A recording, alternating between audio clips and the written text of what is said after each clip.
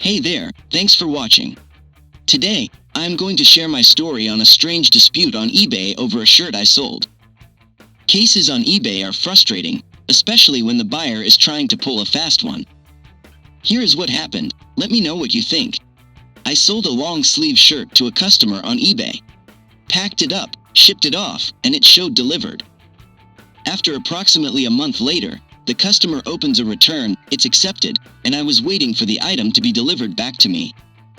My return screen kept showing waiting for customer to return item, then towards the end of the return window, it updated to return shipped. However, there was no tracking on the shirt. Then, as it got closer to the time it had to be returned by, the customer opens a dispute with their credit card company, which then opens a case on eBay.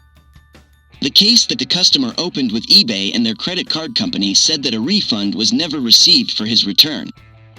I responded to the case, as sellers are required to, that there was no tracking or proof of delivery, and that I had not received the shirt back.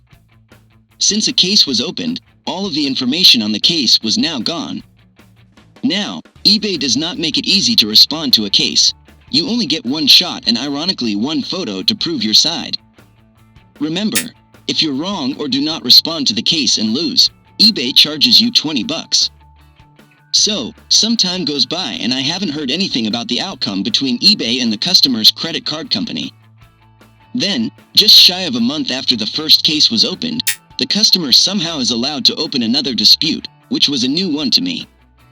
I'm thinking, they lost the initial claim with their credit card company, and eBay's information didn't catch up to it yet, or something like that. The new, or second, dispute the customer opened now says the item didn't match the description. Not sure why eBay allowed this, maybe just triggers a new one when credit card company is involved. This was very frustrating as a seller.